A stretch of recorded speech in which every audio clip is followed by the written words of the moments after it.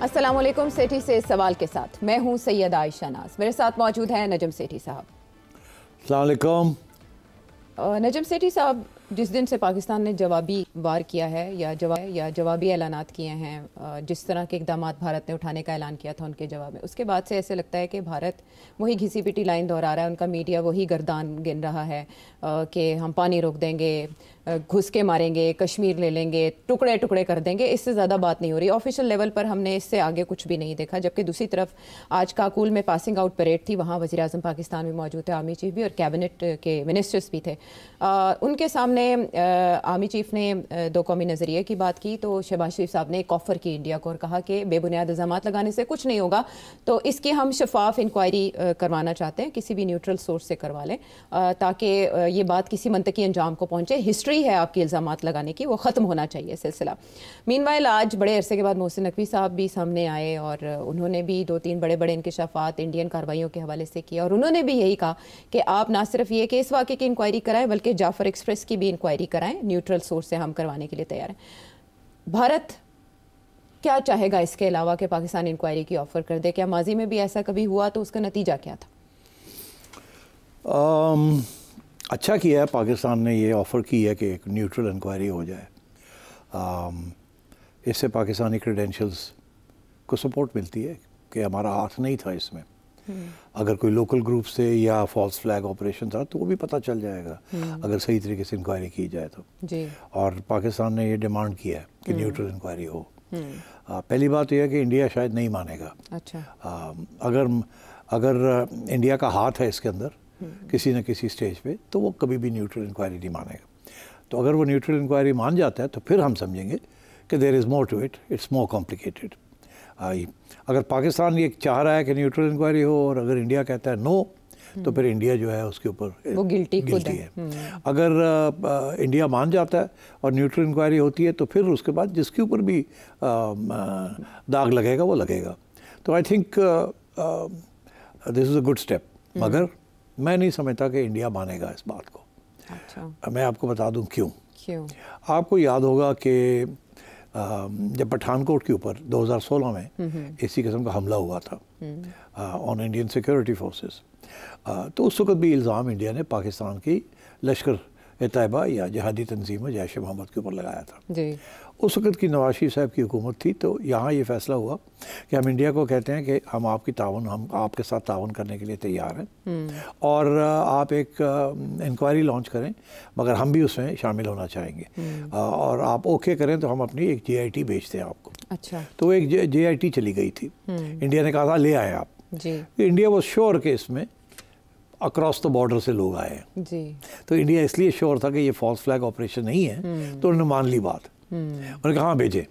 तो हमारी तरफ से एक JIT गई थी, दिल्ली गई, दिल्ली के बाद पठानकोट भी गई और उसके बाद एक रिपोर्ट भी शाया हुई जी। और इंडिया की जो NIA है, नेशनल इंटेलिजेंस एजेंसी, उन्होंने उसके ऊपर एक छोटा सा तबसरा किया था जो कि इस वक्त इंटरनेट पे अवेलेबल है। उसमें यही कहा गया था कि हमने पूरा तावन किया इनके साथ, इनको हम ले गए हैं पठानकोट भी, वहाँ भी ये दिखाया वो दिखाया, बहुत कुछ इन्फॉर्मेशन भी दी और भी भेज रहे हैं। और ये कहा गया कि भारत की तरफ से सबूत काफ़ी नहीं दिए, ये कहा गया, मगर इन्फॉर्मेशन यही है कि भारत की तरफ से काफ़ी इन्फॉर्मेशन मिली थी, मगर यहाँ नहीं हुआ। यहाँ तक कि पाकिस्तान की हुकूमत, उस वक्त नवाज शरीफ साहब की हुकूमत थी, उन्होंने एक FIR भी कटवा दी थी कि जी हाँ इसको चेक करें, मगर मियाँ साहब की उसी की वो FIR जो कटवाई थी और उस वक्त जो तबसरे हुए थे नेशनल सिक्योरिटी कमेटी के अंदर, तो उसमें डॉन लीक्स भी बनी क्योंकि मियाँ साहब ने ये कहा था कि इसको तफ्तीश करें, क्योंकि मियाँ साहब की ये कोशिश थी कि कोई पुरअमन तरीके के साथ इंडिया के साथ आगे बढ़ा जाए। मगर ये जो इंसिडेंट हुआ था इसके साथ डिरेल होने का ख़तरा था सारा कुछ।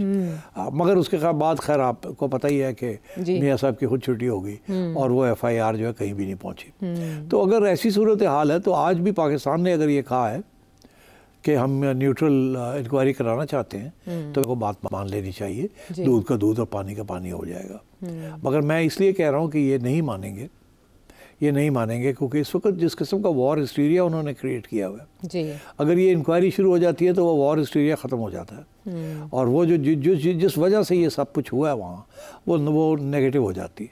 इसलिए इंडिया कभी भी नहीं मानेगा न्यूट्रल इंक्वायरी। तो पहले भी इंडिया ने कहा था हम इंक्वायरी कर रहे हैं, आप भेज दें, हम आपको फैसिलिटेट करते हैं। ठीक। मगर अब अगर पाकिस्तान ये चाहे तो ये भी कह सकता था कि हम अपनी एक JIT भेज रहे हैं, आप उनके साथ तावन करें। और पाकिस्तान ने कहा नहीं, हमारी बात तो नहीं मानेंगे, तो इसलिए बेहतर ये है कि आप कोई न्यूट्रल इंक्वायरी करवा लें। और वो कौन हो सकता है, ऐसी कौन सी एजेंसी जिसमें दोनों राजी हो सकते हैं? यूनाइटेड नेशंस की बहुत सी एजेंसियां होती हैं जो कि कर सकती हैं ऐसा काम, मगर एज आई सेड इंडिया कभी नहीं मानेगा। अगर मानता है तो ये सारा जो जज्बा बना हुआ है ना इस वक्त वॉर का, हिस्टीरिया बना हुआ है कि करो कुछ, ये करो, सारा हिंदुस्तान यकीन करता है कि ये लोग पाकिस्तान की तरफ से आए हैं, और सारा पाकिस्तान ये यकीन करता है कि हमने तो भेजे नहीं है, हमने तो जिहाद ख़त्म कर दी थी, हमने तो जिहादियों को जेलों में डाल दिया हुआ है, और जिहाद हमने तो जिहाद को सपोर्ट करना बंद कर दिए। तो इसलिए I think it would be better कि इसके ऊपर क्लैरिफिकेशन हो जाए। हम जैसे लोग कह रहे हैं कि ये पाकिस्तान ने नहीं किया, ये खुद वहाँ डीप स्टेट ने करवाया है, आप समझिए। अब देखिए डीप स्टेट, इंडिया की जो डीप स्टेट है आयशा, उसका काफ़ी रोल रहा है पहले भी।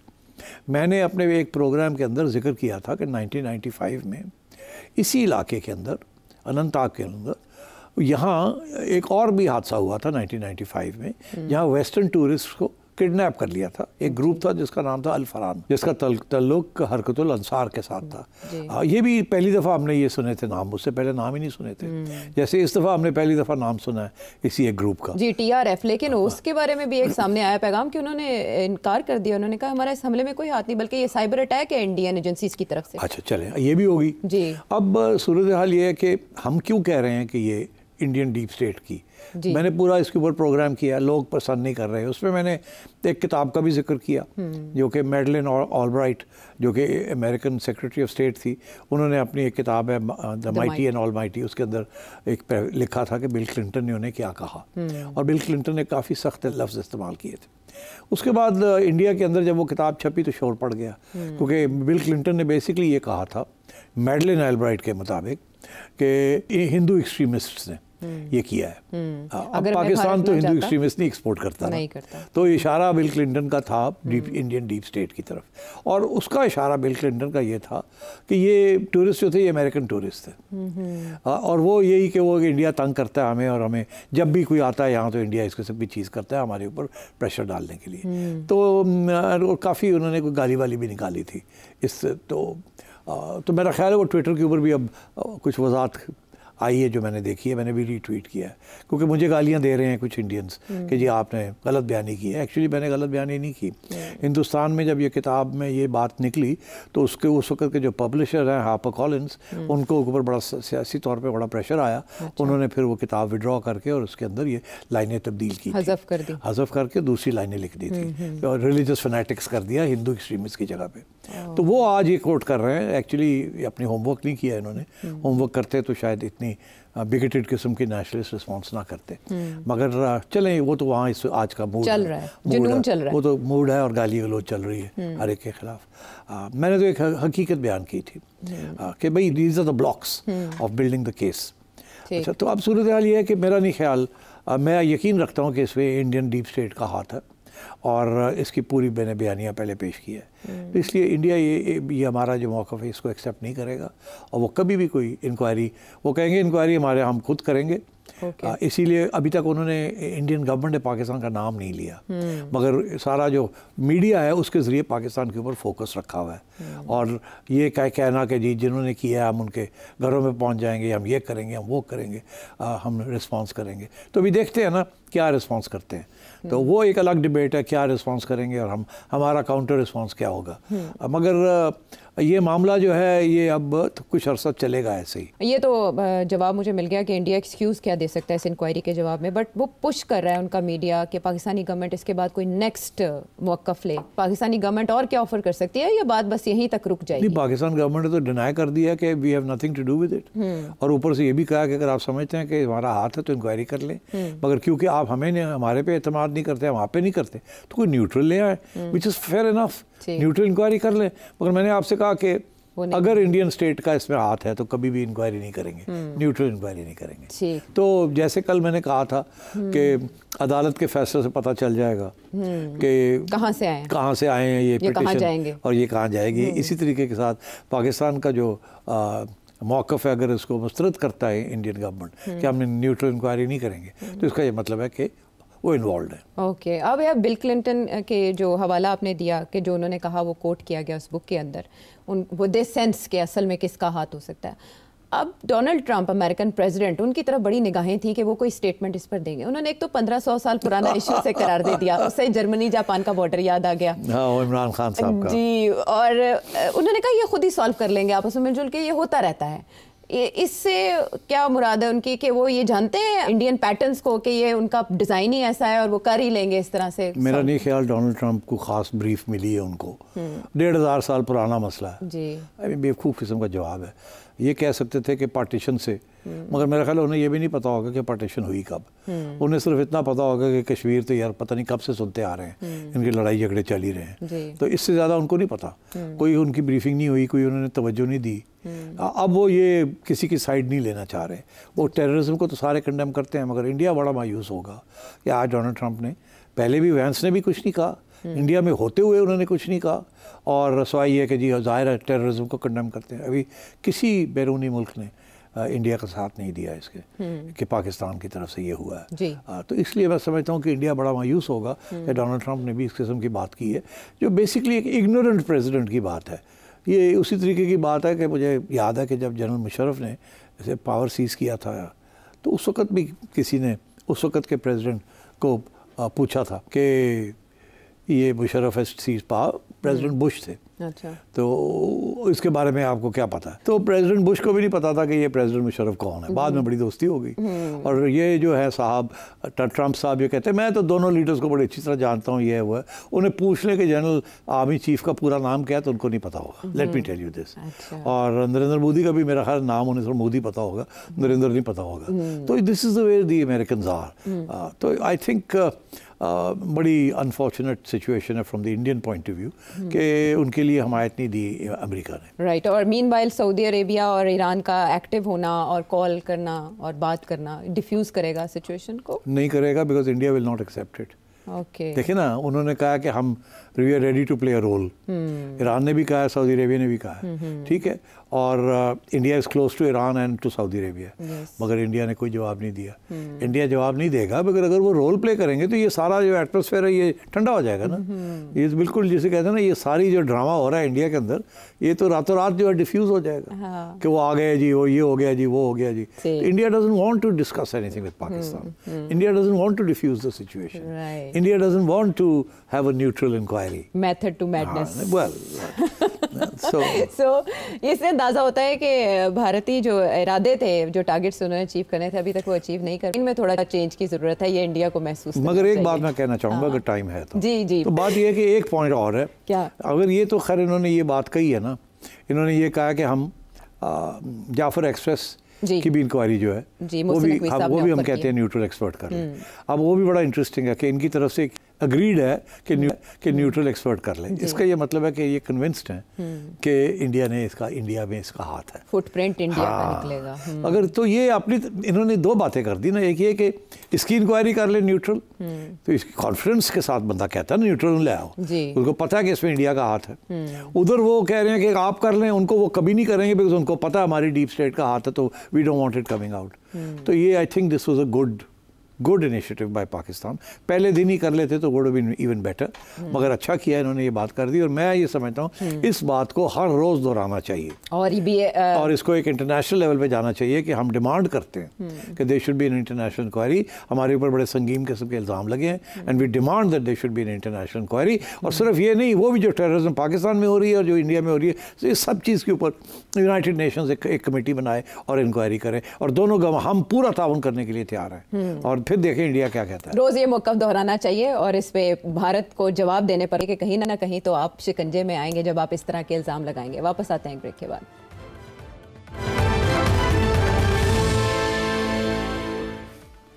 शो में साथ देने का शुक्रिया। मेरा ख्याल है सवालों जवाब का सेशन कर लिया जाए, क्योंकि काफ़ी बेचैन है पाकिस्तानी अवाम और बहुत से पहलू वो इस कॉन्फ्लिक्ट के जानना चाहते हैं कि आखिर ये ख़त्म कब होगा और ये शुरू कब हुआ।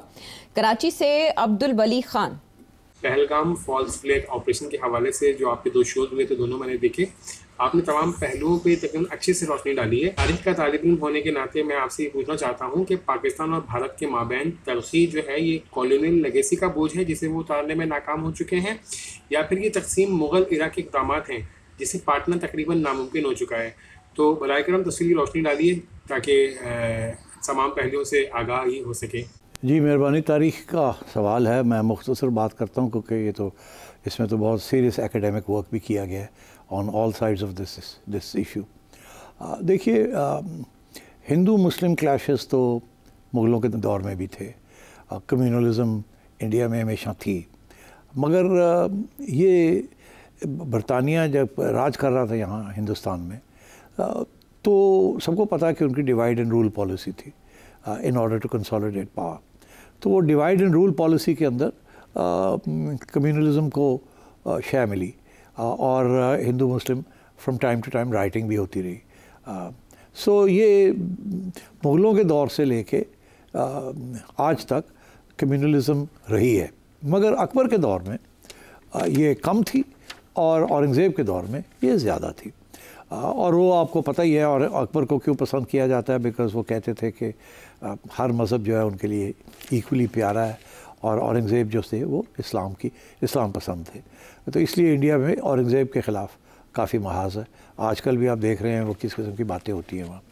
मगर इससे ज़्यादा पार्टीशन के बाद जो कम्युनल राइटिंग हुई वो भी बड़ी, उसकी भी बहुत अहम रोल है in this Hindu Muslim issue. अगर तो पार्टीशन वायलेंस के बगैर हो जाती तो शायद ये उभरती ना, मगर क्योंकि फिर बड़ी सीरियस किस्म की राइटिंग हुई और माइग्रेशंस हुई और ब्लडशेड हुआ, तो वो भी एक हिस्टोरिकल मेमोरी में वो बात भी चली गई ऑन बोथ साइड्स। जो लोग छोड़ के यहाँ आए एंटी इंडिया, और जो लोग रह गए वहाँ, जो हिंदू रह गए वो who migrated from Pakistan to India, उनकी भी बड़ी खौफनाक किस्म की मेमोरीज थी। So on both sides partition was a very bloody encounter, एंड वो भी एक मेमोरी के अंदर है। फिर टेक्स्ट बुक्स लिखनी शुरू हो गई हमारे यहाँ भी और उनके यहाँ भी, जिन्होंने तारीख़ जो है उसको इन हिंदू मुस्लिम कम्युनल फैशन उसको पेश किया दोनों साइड्स की तरफ से। और ये टू नेशन थ्योरी जो थी ये दोनों ने तस्लीम की। उनको भी इसका फ़ायदा था, हमें भी इसका फ़ायदा था कि हिंदूज़ अलग हैं और मुस्लिम अलग हैं। हमने तो यहाँ पाकिस्तान में तो हिंदू रह ही बहुत थोड़े गए थे, तो हमें तो हिंदू मुस्लिम यूनिटी का इतना इशू नहीं था, मगर इंडिया के अंदर it became a big issue because जो मुस्लिम्स रह गए थे दे वर सीन एज फिफ्थ कॉलमनिस्ट्स। मगर कांग्रेस बड़ी एक सेकुलर किस्म की सियासी जमात थी, और उस वक़्त नेहरू की जो सोशलिज़म थी वो भी एक सेकुलर सोशलिज़म थी, तो वो इतनी उभरी नहीं, इतनी एंटी मुस्लिम सेंटिमेंट इतना नहीं बना जितना आज है। ये तो बीजेपी की राइज़ के साथ एक पूरा एक नया डायमेंशन वहाँ खड़ा हो गया है, जो कि नरेंद्र मोदी ने अहमदाबाद से लेके आज तक जिसको प्रमोट किया, और जिसकी वजह से आज वहाँ एक बिल्कुल एंटी मुस्लिम महाज बन गया, और सिटीज़नशिप तक की डिनाइल अब वहाँ हो रही है। और ये एक फाशिस्ट किस्म की हुकूमत वहाँ एक ऑपरेट कर रही है, जो कि मीडिया को भी साइलेंस कर रही है। इसके अलावा एक नई जनरेशन्स पैदा हो गई है ना, वो पुरानी जनरेशन्स जो इकट्ठी रहती थी, काम करती थी, प्यार मोहब्बत होती थी, और फिर थोड़े बहुत लड़ाई झगड़े भी चलते रहते थे लोकल लेवल पे, वो जनरेशन्स वाइप आउट हो गई हैं। अब नई जनरेशन्स आ गई हैं जिन्हें तारीख़ का कोई ख़ास पता नहीं है, और वो वही है तारीख़ उनको समझ, जो कि अब बीजेपी ने 2000 से लेके आज तक जो बीजेपी बीज बो रही है, ये नई जनरेशन जो है वहाँ भी यूथ बल्ज है, वहाँ भी इसी किस्म की सिचुएशन है। तो इसलिए मैं समझता हूँ कि जैसे यहाँ इस्लामाइजेशन हुई और वहाँ हिंदुआइजेशन हो गई। यहाँ ज़ियाउल हक साहब ने इस्लामाइजेशन का बीज डाल दिया, जो कि एक्सक्लूसिविस्ट किस्म की तंजीम थी, और उधर बीजेपी ने हिंदुत्व और अखंड भारत की बात करनी शुरू कर दी। आखिर में हिंदुस्तान ने जब ये फ़ैसला किया था कि वो एटम बम बनाएगा, तो उसके पीछे एक इंटरेस्टिंग सोच थी। वो सोच ये थी कि अब नेशन स्टेट्स के तौर पे हमने नहीं देखना दुनिया को, हमने दुनिया को देखना है as civilizational states, not as nation states. Civilization वो कहते थे एक क्रिश्चियन सिविलाइजेशन है, उसके पास बम है। एक जूइश सिविलाइजेशन है, उसके पास भी बम है। एक अब इस्लामिक सिविलाइजेशन है, उसके पास भी बम आ गया है। एक एथियस्ट सिविलाइजेशन है सोवियत यूनियन, उसके पास भी बम आ गया है, एंड चाइना। तो वहाँ एक ख्वाहिश पैदा हुई, एक सियासी शऊर पैदा हुआ कि इंडिया भी एक सिविलाइजेशन है, और India as a civilizational state उसके पास भी बम होना चाहिए। तो इसलिए उन्होंने फिर 74 में यकीन मेरा ख़्याल है कि उन्होंने ये smiling Buddha atom bomb test किया, जिसकी बाद फिर जब ज़िया-उल हक साहब आए तो उन्होंने सोचा कि अब अगर ऐसी बात है तो फिर इस्लामिक सिविलाइजेशन भी एक है। अगर ख़ुद ही इंडिया कहता है इस्लामिक सिविलाइजेशन है, इस्लामिक बम, तो हम भी फिर इस्लामिक बम बनाते हैं। बिकॉज डोंट फॉरगेट, ये भुट्टो साहब ने ये कहा था कि we want going to make an Islamic bomb 1974 में। तो आई थिंक इस किस्म की ये सोच चल रही है। इंडिया अपने आप को एक ग्रेट सिविलाइजेशन समझता है, जो कि वो चाहता है कि वो ग्रेट पावर बने। वो ग्रेट सिविलाइजेशन इसलिए नहीं बन पा रही है बिकॉज अभी भी वहाँ बहुत बहुत बड़ी एक मुस्लिम मेजॉरिटी है, और and then the whole caste system ये कंड्यूसिव नहीं है to great civilization. And similarly region के अंदर वो ग्रेट पावर नहीं बन पा रहा। तो इस किस्म की फ्रस्ट्रेशन है उनकी कि अभी तक वो एक्नॉलेज नहीं किया जा रहा उनको, और पाकिस्तान यहाँ बैठा हुआ है और पाकिस्तान जो है वो उनको ग्रेट पावर या ग्रेट सिविलाइजेशन बनने नहीं दे रहा, बिकॉज उसके लिए वो उनको ज़रूरत है पाकिस्तान को डोमिनेट करने की। तो ये इस किस्म की सिचुएशन है। I think the British played a very important role, मगर उसके बाद जिस तरीके से सियासत चली या जिस तरीके से पार्टीशन हुई या जिस तरीके से India finally broke up into Pakistan and India and so on, उसमें भी एज़ यू नो अंग्रेज़ों का बहुत इंपॉर्टेंट रोल था। जिस तरीके ने उन्होंने ये डिवीज़न की आर्बिट्ररी किस्म की डिवीज़न की, आखिर तक हमें पता है इस बात का कि कायद-ए-आज़म मोहम्मद अली जिन्ना लड़ते रहे कि यूनाइटेड इंडिया के अंदर पाकिस्तान मुसलमानों को ऑटोनॉमी मिल जाए, मैक्सिमम ऑटोनॉमी मिल जाए और उनकी सीट्स उनको अकॉर्डिंगली मिले। मगर नेहरू साहब ने और पटेल साहब ने, जो उनके उस वक्त लीडर्स थे, वो बात मानने से इनकार कर दिया। नेहरू को यही था कि जाना तो जाओ, फिर असी कम से कम will be able to build a strong secular state. और जाते जाते मैं एक बात कह दूँ, ये शायद बहुत से लोग मेरे से इत्तेफाक ना करें, मगर मैं सिर्फ ये चाहूँगा कि मुझे गाली देने से पहले जाके चेक कर लीजिए फैक्ट्स। इस्लाम कभी भी हिंदुस्तान में ख़तरे में नहीं था उस वक्त जब पाकिस्तान का डिमांड बना। मुसलमानों की इकोनॉमिक राइट्स और पॉलिटिकल राइट्स ख़तरे में थी, उन्हें किसी ने नहीं रोका था from practicing Islam. Islam was never in danger, Muslims were in danger as a community with political and economic rights. That is why Pakistan was created. इसलिए कायद-ए-आज़म मोहम्मद अली जिन्ना ने इस्लाम का नाम तो लिया, but what he meant was Muslims of India. And so therefore Pakistan, मेरा ये मौक़िफ़ है, was never meant to be a theocratic state. हमारा भी यही ख्याल था कि हम एक लिबरल सेकुलर स्टेट बनेंगे where all minorities would be protected. And मगर ज़िया-उल हक साहब ने आके सब चीज़ को तब्दील कर दिया, और वो हम आज वो भुगत रहे हैं, और इंडिया में बीजेपी ने आके सारा कुछ तब्दील कर दिया, अब वो भुगतेंगे इस चीज़ को ना। इसीलिए ये प्रॉब्लम्स अब ज़्यादा बढ़ गए हैं। इसीलिए आर्टिकल्स भी लिखे जाते हैं कि नरेंद्र मोदी जी भारत का ज़िया-उल हक बनने जा रहे हैं, ये उनको टारगेट किया जाता है। मज़ीद सवाल शामिल करेंगे एक ब्रेक के बाद।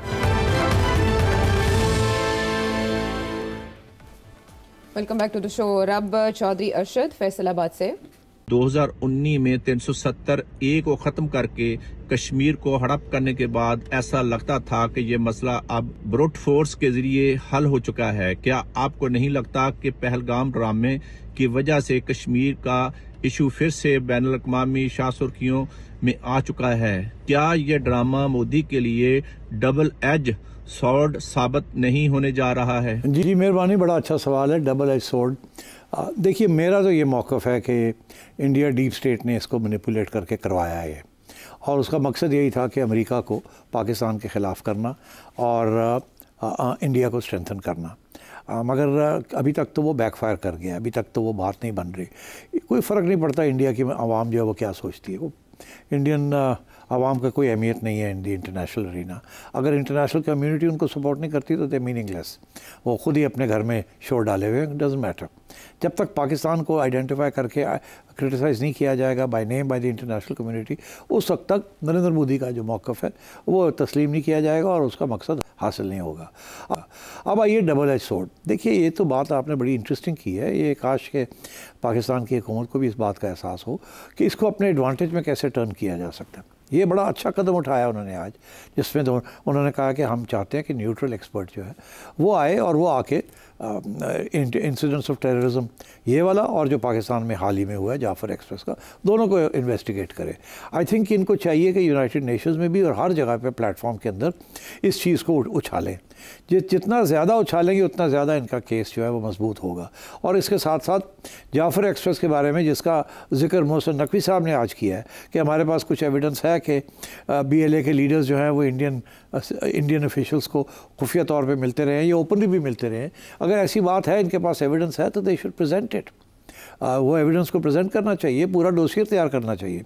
आपको मैं याद दिलाऊं कि बहुत अरसा पहले जब यूसुफ रज़ा गिलानी प्राइम मिनिस्टर थे और सिंह साहब उधर प्राइम मिनिस्टर थे, तो इजिप्ट के एक शहर के अंदर, शर्म अल शेख के अंदर एक कॉन्फ्रेंस हुई थी, जहां पाकिस्तान ने एक पूरा डोसियर बलूचिस्तान के ऊपर बना के दिया था कि इंडिया का हाथ बलूचिस्तान में है, जिसकी वजह से उस कम्युनिके के अंदर जिक्र आ गया था कि बलूचिस्तान के अंदर जो टेररिज्म हो रही है उसमें इंडिया का हाथ है, और जो उनका ये मौक़िफ़ था कि जो कश्मीर में जो हो रही है उसमें पाकिस्तान का है। तो दोनों का पॉइंट ऑफ व्यू आ गया था और इसको कंसिडर करना था कि दोनों ने कहा था हम देखेंगे। अब बात यह अगर वो डोसियर 2011 का है तो अब तो इतना मोटा हो गया होगा, बिकॉज इसमें तो कोई शक नहीं है। ऑल सोर्सेज आर सेइंग कि जी इंडिया का हाथ है in aiding and abetting the Baloch insurgency as well as TTP। तो अब ये है, ऐसी बात है तो फिर अपना होमवर्क करना चाहिए ना पाकिस्तान की डीप स्टेट को। होमवर्क करके पूरा डोसियर बनाएं, लेके जाएं, इंटरनेशनल कम्युनिटी के आगे रखें, पूरे दुनिया में दौरा करें और बताएं। बिकॉज देखिए, इंदिरा गांधी ने जब अटैक करना था पाकिस्तान के ऊपर 1971 में, तो उन्होंने सारे दुनिया के मुल्कों का दौरा किया था, लोगों को तैयार किया था कि पाकिस्तान ये कर रहा है, ये कर रहा है, ये कर रहा है बांग्लादेश में, ताकि जब वो इंटरवीन करें तो उनके लिए हमदर्दी हो। और वो कामयाब हो गई, क्योंकि जब उन्होंने इंटरवीन किया तो इंटरनेशनल कम्युनिटी जो थी वो पहले से ही आगाह थी कि सो कॉल्ड एट्रोसिटीज़ जो पाकिस्तान की फ़ौज ने वहाँ की थी उसके ऊपर फोकस हो चुका था। So India got away with that. अब बात यह है कि अब आप क्या करेंगे। I think it's time. देखिए, आप ख़ुद कहते हैं कि TTP और बलोच लिबरेशन मूवमेंट इंडिया का हाथ है, तो अगर ऐसी बात है तो आप एविडेंस इकट्ठी करें और प्रेजेंट करें। ये जो है इस चीज़ को टर्न द टेबल्स। अगर वो एविडेंस नहीं प्रेजेंट कर रहे पाकिस्तान के हाथ की, आपको न्यूट्रल एक्सपर्ट नहीं लाने दे रहे, तो वो कमज़ोरी का इजहार कर रहे हैं। आप मजबूती का इजहार करें, ये सारी एविडेंस इकट्ठी करके। अपने मीडिया को छोड़ें, अपने मीडिया की कोई हैसियत नहीं है। You go to the international media and you sit down there and you give them this evidence, and you keep doing it. You go to every city, every country, every capital in the world. वहाँ आप जाके media के साथ बात करें, वहाँ उनके, तो आप भी एक इस किस्म की डिप्लोमेटिक काउंटर करें ना। Don't just sit back and Kakul जाके ये बात कर दी और उसके बाद भूल गए। So I think now is the time for Pakistan to go on one front foot forward and present this evidence. ठीक है, लेकिन भारत की जो पोजीशन है आलमी सतह पर, पाकिस्तान का इस तरह से डॉसियर पेश करना या इस तरह से इंटरनेशनल मीडिया को एक्टिवेट करना काम आएगा? बहुत काम आएगा, बिल्कुल काम आएगा। यही तो मैं आपसे कह रहा हूँ कि आपने तो कोई एविडेंस ही नहीं प्रेजेंट की, सिर्फ कहते हैं हमारे पास है। लेकिन आलमी ताकतों के अपने मफाद और भारत के साथ नहीं, अपने मफाद की बात नहीं है आयशा, अपने मफाद सबके होते हैं, मगर एविडेंस तो प्रेजेंट करनी चाहिए ना। ये तो बात नहीं है कि जी मेरे मफाद है तो मैं सुनता नहीं आपकी बात। ठीक है, आप कश्मीर के ऊपर आज भी तो बात करते हैं ना, तो इंटरनेशनल कम्युनिटी घास नहीं डालती, मगर आपका केस तो है ना, इसलिए तो वो कहता है कि जी 1500 साल से वो सुनता आ रहा है। तो यार इसको अलाइव रखे ना इस चीज़ को। अब एक और बड़ी इंटरेस्टिंग डेवलपमेंट, अगर एक टाइम है आपके पास, वो देखिए, हमने ये अनाउंस किया कि अब 1971 का जो अकॉर्ड था बायलैटरल, जी शिमला, हमारी पोजीशन शिमला अकॉर्ड के ऊपर ये है कि हम इसके ऊपर नज़रसानी कर सकते हैं। ऐसे ही है ना जी। देखिए, ये बहुत अहम बात है। आज अगर आपने नज़रसानी करके शिमला अकॉर्ड को फ़ारग कर दिया तो you go back to the UN resolutions, वो तो अलग बात है। मगर फिर LOC जो है उसकी हैसियत क्या रहती है? LOC was the de facto border between India and Pakistan on the basis of the Shimla accord. जब तक कश्मीर का मसला हल नहीं होता उस वक्त तक ये इंटरनेशनल बॉर्डर, राइट। अगर ये अगर हम इसको ख़त्म कर देते हैं शिमला को, तो फिर ये इंटरनेशनल बॉर्डर नहीं रहता। अगर ये इंटरनेशनल बॉर्डर नहीं रहता तो फिर तो आना जाना हमारी तरफ से और उनकी तरफ से इज ओपन गेम। फिर you are not crossing the border. तो इसका ये मतलब है ये फ्लूइड हो जाएगा सारा। ये सारा इलाका जो है ये इसमें फौजें आएंगी जाएंगी, दे कैन डू एनीथिंग। ठीक। तो दिस इज़ वेरी इंपॉर्टेंट कि LOC जो है अगर उसकी हैसियत LOC नहीं रहेगी as an international border pending settlement, ठीक है, तो then what is the international border. तो ये तो बिल्कुल वही जो उधर वाली बात है, ड्यूरेंट लाइन है या नहीं है, इधर भी होगा बॉर्डर है या नहीं है, और ये उधर से भी लोग आते जाते हैं, इधर से भी लोग आए जाएंगे, ये सूट पाकिस्तान को करेगा। तो ये किसी को नहीं सूट करेगा, ना इंडिया को सूट करेगा ना पाकिस्तान को सूट करेगा। तो इसलिए आई think this is a very, ये भी डबल एज्ड सोर्ड है, बिकॉज अगर इंडिया उसको वायलेट करता है तो आप ये नहीं कह सकें कि उसने इंटरनेशनल बॉर्डर वायलेट किया। अभी तो अगर इंडिया LOC के खिलाफ अक्रॉस करके आता है जी, तो फिर ये कहेंगे ना आप इंडिया ने वायलेट किया है। मगर अगर LOC रहेगा ही नहीं तो इंडिया वायलेट करेगा, तो वायलेट किसको किया, LOC तो है ही नहीं। ठीक है, यानी बहुत सी पेचीदगियां, ये इसलिए बड़ी पेचीदगियां हैं, तो इसीलिए अच्छा पाकिस्तान का आप सोचेंगे। हाँ, पहले शायद बयान ये था कि शायद हम करेंगे, मगर फिर अब सोचेंगे। अच्छा किया उन्होंने सोचने, LOC को ना हिलाएं, उसको रहने दें, दिस इज वेरी इंपॉर्टेंट। ठीक है। अब यूसुफ जाकिर लाहौर से, क्या कभी पाक भारत तारीख में अंदर ऐसा मौका है कि जब दोनों ममालिक की इस्टेब्लिशमेंट्स माजी की तलखियों को बुलाकर एक साथ चलने के लिए तैयार थी? और मेरा दूसरा सवाल ये है कि अगर लियाकत नेहरू एक्ट जो है अगर वो प्रवेल करता तो क्या आज पाकिस्तान और भारत की सूरत हाल अक्सर मुख्तलिफ होती? क्या जो ये दोनों ममालिक के फाउंडर्स हैं, क्या वो स्टेट्समैनशिप का किरदार अदा करने में कामयाब रहे या नाकाम रहे? बराए मेहरबानी इसके बारे में ज़रा रहनुमाई फरमाइएगा, बहुत शुक्रिया। देखिए 1950 में लियाकत नेहरू पैक्ट बना था। ये जब पार्टीशन हुई तो मार कुटाई हुई, आना जाना हुआ, खून खराबा हुआ, और पाकिस्तान के अंदर माइनॉरिटीज़ थीं जिनको बड़ा फ़िक्र था कि हमारे साथ क्या होगा, specially the remaining Hindu minorities. इसी तरीके के साथ इंडिया के अंदर जो मुसलमान रह गए थे वो भी बड़े परेशान थे कि how will the majoritarian Hindu treat them. तो लियाकत नेहरू पैक्ट 1950 में हुआ, जिसके 2-3 मेन पॉइंट्स थे, जिसमें यह था कि कमीशंस बनेंगी दोनों साइड पे जो कि ख्याल रखेंगी कि ये माइनॉरिटी इश्यूज़ जो हैं ये ख़राब नहीं होने चाहिए, और इसी तरीके के साथ दोनों मुल्क जो है वो सेकुलर रिपब्लिक्स बनाएंगे ताकि माइनॉरिटीज़ की प्रोटेक्शन हो और एक दूसरे को सपोर्ट करें इस चीज़ के अंदर। मगर उसके बाद आपको पता 1951 में लियाकत अली ख़ान साहब असैसिनेट हो गए, और उसके बाद नेहरू लखनऊ पैक्ट भूल गए लोग, वो फिर हुआ ही नहीं। उसके बाद कोई सी मेजर पीस एफर्ट कभी नहीं हुई। इनफैक्ट 1965 में एक वॉर हो गई, उसके बाद फिर 71 में डिसमेंबरमेंट हो गई, और फिर ये मामला नहीं आगे बढ़ा, अमन की बात नहीं हुई। फिर उसके बाद 99 में आपको पता है कारगिल हो गया, और भी हालत ख़राब हो गई। उससे पहले 84 में सियाचिन इंडिया ने ले लिया था, वो और तलक़ात ख़राब हो गए थे। फिर हमने रिवेंज लेने की कोशिश की कारगिल में, बड़ी मुश्किल से इंटरनेशनल कॉन्फ्लिक्ट अवॉइड की, जिससे प्रेसिडेंट क्लिंटन का बहुत इंपॉर्टेंट रोल था, एंड सो ऑन। और उसके बाद जनरल मुशर्रफ आ गए, और शुरू में जनरल मुशर्रफ आगरा गए, और वहाँ गए मेरा ख्याल है 2001 में गए। वहाँ भी पीस पाइप स्मोक करने की कोशिश की। उससे पहले कारगिल से पहले मैं जंप कर गया हूँ, नवाज शरीफ साहब ने और वाजपेयी साहब ने बड़ी कोशिश की कि किसी तरीके के साथ मामला जो है वो ठीक हो, और बस डिप्लोमेसी हुई। वाजपेयी साहब पाकिस्तान आए, मीनार पाकिस्तान पे गए, वहाँ उन्होंने पाकिस्तान की वजूदगी को तस्लीम किया, और लगता है ऐसा कि अब अमन की आशा चल पड़ी है। दोनों प्राइम मिनिस्टर्स बड़े कीन थे। उसके बाद अडवाणी साहब भी यहाँ से हो गए, उन्होंने भी अच्छी बातें की, वो उस वक्त बीजेपी के लीडर थे। उसके बाद मुशर्रफ साहब गए थे, आपको पता है, आगरा 2001 में, 2001 गए, आगरा गए। वहाँ हमने कहा कि जी कश्मीर का मामला हल करें। उन्होंने कहा टेररिज्म कर रहे हैं आप, उसको ख़त्म करें। तो बातचीत आगे नहीं बढ़ी, वापस आ गए। उसके बाद जनरल मुशर्रफ ने फिर एक कोशिश की, और 2003-04 में वाजपेयी साहब के साथ फिर एक अमन की आशा की बात शुरू हुई, जिसकी तरफ पेशकश भी हमारी तरफ से हुई, और वो ऐसे लगता था कि ये बात अब कहीं ना कहीं अच्छे किनारे पे जाके पहुंचेगी। और शुरू हो गई बात। खुर्शीद कसूरी साहब फॉरेन मिनिस्टर थे, मुशर्रफ प्रेसिडेंट थे, उधर वाजपेयी साहब थे, और ये बात आगे बढ़ती गई और एक फार्मूला भी डेवलप हो गया बैक चैनल के ज़रिए। मैं समझता हूँ ये हाई पॉइंट थी और फाइनली फाइंडिंग अ सोल्यूशन। उस सोल्यूशन के 3-4 पहलू थे, वो फिर किसी वक्त डिस्कस करेंगे, मगर ये थी कि फैसला ये हुआ था कि स्टेटस को रहेगा, इसको नहीं छेड़ा जाएगा। 50 साल के बाद हम इस बात को फिर छेड़ेंगे कि कश्मीर या आपका है या हमारा है या आज़ाद है। In the meanwhile autonomy दे दी जाएगी, और जो 2 कश्मीर हैं, आज़ाद कश्मीर और इंडियन हेल्ड कश्मीर, इनके दरमियान आमदोरफ्त शुरू हो जाएगी, बॉर्डर्स सॉफ्ट हो जाएंगे, and so on and so fourth. मगर उसके बाद क्या हुआ, 2 चीज़ें हुई एक तो ये कि जनरल मुशर्रफ के ख़िलाफ़ लॉयर्स मूवमेंट शुरू हो गई, और लॉयर्स मूवमेंट के दौरान सारा ये जो पीस डिस्कशंस थी ये हॉल्ट हो गई। इंडिया इंतज़ार करता रहा कि बात आगे बढ़ेगी, मगर मुशर्रफ गॉट इनटू ट्रबल, तो ये जो एजेंडा था ये ड्रॉप हो गया।